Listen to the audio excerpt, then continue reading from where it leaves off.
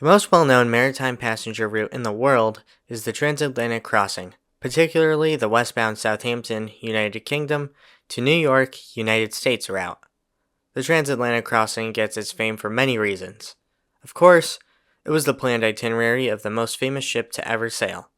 Centuries before that, explorers made the crossing in search of land or goods, or for expansion. Let's first examine the early history during the Age of Exploration, and then get into the era of ocean liners that ushered in the cruise industry. It is difficult to pinpoint when the first transatlantic crossing was made. There are many theories of crossings having been accomplished thousands of years ago. There are a few Mesoamerican words that sound similar and have a similar meaning to words in African languages. There are rocks in North America inscribed with what resembles an ancient Irish alphabet used over 1,000 years ago.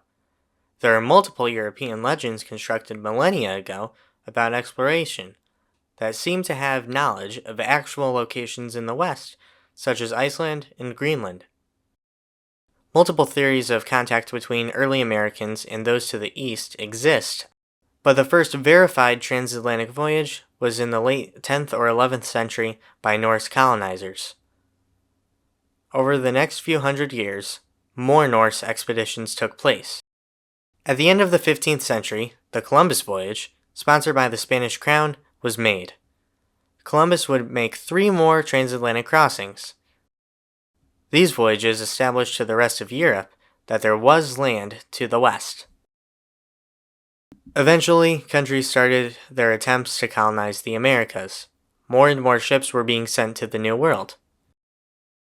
When the American Revolution broke out, French Navy ships were sent to North America to assist the colonies, making the route used militarily.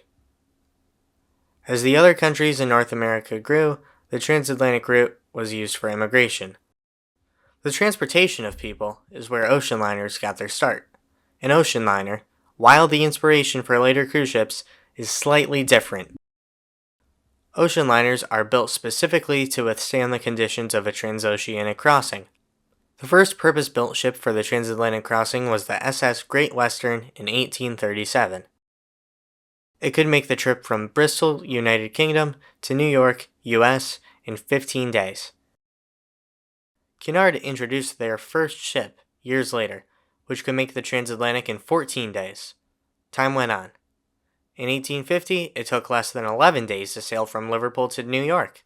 A year later, the industry got within the 10-day bracket. In 1898, a German ocean liner traversed the Atlantic in under 6 days. In 1907, ships could travel from Ireland to the US in under 5 days.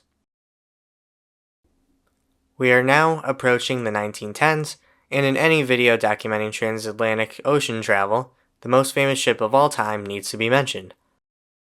White Star Line's Titanic departed Southampton in 1912, planning to reach New York City. This wasn't the case, as the ship hit an iceberg and unfortunately sank, leaving a lasting influence. The sinking of the Titanic ushered in new safety protocols, some of which were put into effect in the International Convention for the Safety of Life at Sea Treaty in 1914. Ocean travel continued, but the industry changed when air travel came about. In 1939, Pan American hosted the first commercial transatlantic flight. Now, it was possible to cross the Atlantic by air in less than a day. The demand for the ocean liner began decreasing. Brands realized that using ships for transportation would not be as beneficial as using them for leisure. There were leisure cruises before this time, but the 1960s saw the big expansion of the cruise industry. Even though cruise lines focus on leisure over transport, the transatlantic cruise is still around.